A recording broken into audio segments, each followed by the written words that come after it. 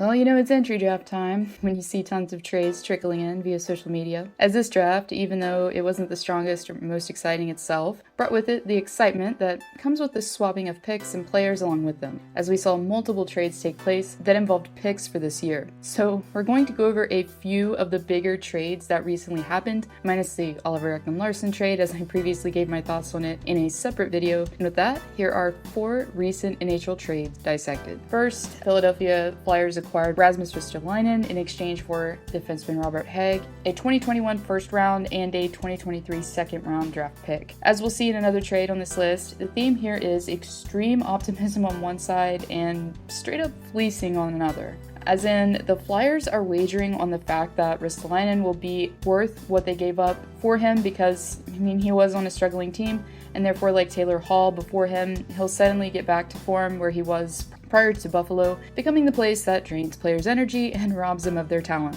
And if that does happen, well, it won't seem quite as terrible. Even still, for Kevin Adams, who has been shopping number 55 for quite some time now, was reportedly only asking for a first rounder and a roster player to start. So for him to be able to get a second rounder for 2023 out of this as well, definitely says that Buffalo won this trade. But one good thing that Philly has going for them here is the fact that Ristolainen only has 1 more year remaining on his deal that's valued at $5.4 million. Therefore, if the experiment doesn't work out, well, then they're not stuck with a bad contract. Anyways, with 18 points and 49 games played last season, most likely going to be sliding in on the second pairing for the Flyers, along with Travis Sanheim. Chuck Fletcher has been adamant about his belief that his investment is going to pay off, while saying, "I think it's all about context and what he was asked to do. Played a lot of minutes, he had a rotating cast of partners and coaches. Buffalo is clearly a team that's been developing and has had a lot of turnover the past few years. We believe that we have a really good mix of defensemen now, a good veteran team, and a stability on our back end. Anytime players are slotted in the right role with the right mix of players around them,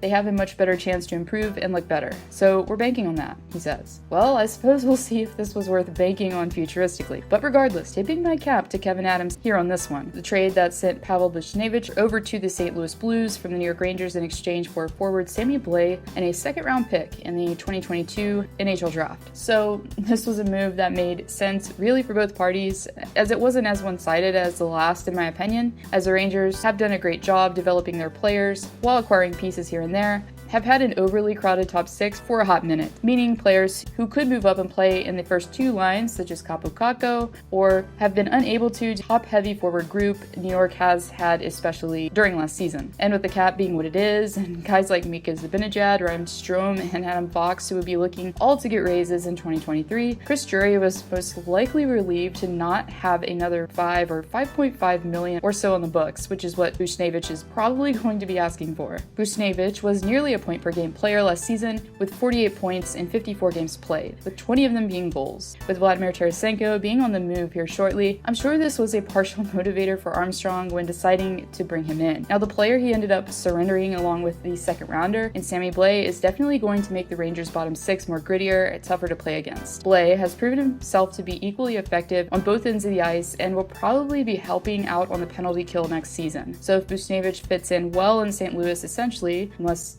they retain salary, the Blues will be getting a more recently proven winger for the top 6 for a lesser price once Tarasenko's $7.5 million cap hit leaves the books. And the biggest trade, really, on this list is the one that sent Seth Jones to Chicago, along with a first-round pick and a 6th-round pick in next year's draft for Adam Boqvist, a first-round and second-round selection in this year's NHL draft. So, Seth Jones was finally moved from Columbus to Chicago. Keeping in mind the insane optimism that Philly had for Ristolainen, well, this seems to be a similar circumstance, especially given the amount that Jones was given on his contract. Anyways, besides the value, looking at what Bowman gave up for the defenseman seems to be on the questionable side, given that Jones hasn't notched more than 30 points since the 2018-19 season. But last campaign especially was a very rough one for CBJ and company, therefore there's hope that Jones will be able to get back to being a top defender league-wide. To get him, though, the club had to pay a very hefty price. Boqvist, who was largely the Hawks' best defensive prospect, a first-rounder which ended up being Cole Sillinger, selected at 12th, and a second-round selection for 2021 as well.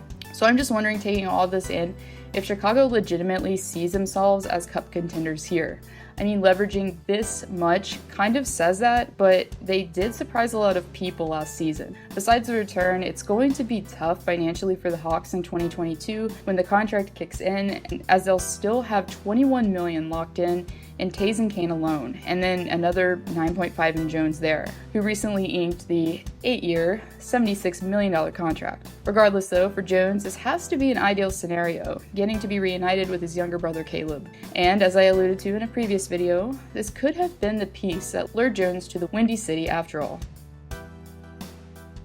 With most of the trades involving skaters so far this offseason, we haven't really seen any big names moved in net.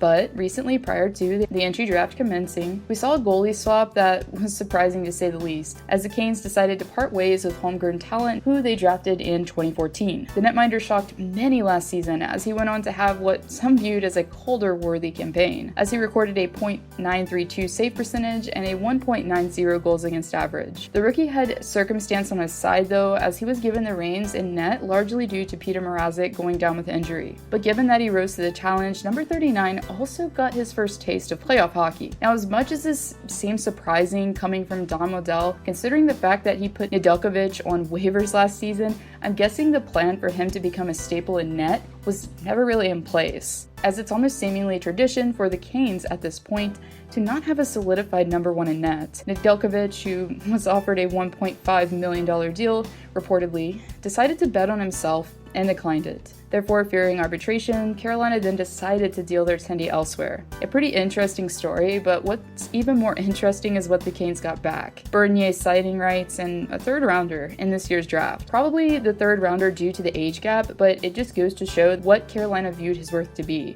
Regardless, Detroit saw it to be more when it came to the contract, as the netminder has been signed to a 2-year deal valued at $3 million. While I can see the logic from one side, I mean, it is tough to gauge on how a goalie will be once his weaknesses are exploited. When they're fresh and unpredictable, sometimes it can be deceiving. We saw that with Matt Murray, for instance, in Pittsburgh, but regardless, the club seems to value a track record and predictability more than anything, even if they're getting a Calder finalist in the end.